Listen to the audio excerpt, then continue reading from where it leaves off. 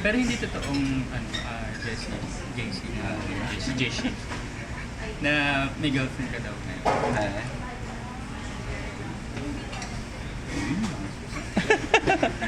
Ano ba hinahanap mo sa isang girlfriend?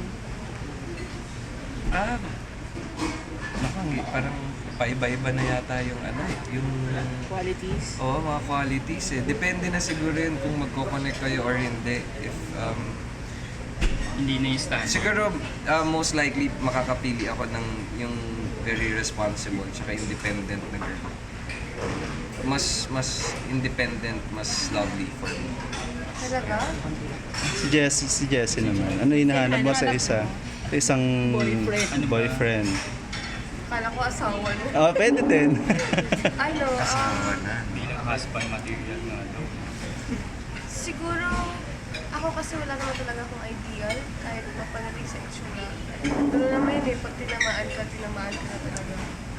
Siguro mas maganda lang talaga sana kung yung lalaki, iniisip ko pa lang kung ano yung gagawin niyo o kaya kung ano yung gusto mo yan sa'yo.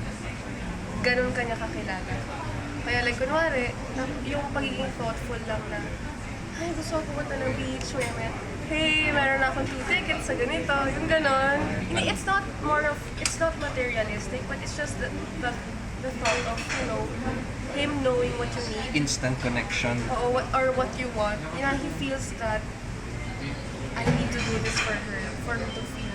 Hindi ba ginagawa ni Jessie sa'yo? Hindi, I mean yung... Somehow parinig ba kay Jay? Oo. Hindi ka ba dyan nito? Ay, gusto ko manood ng ganito.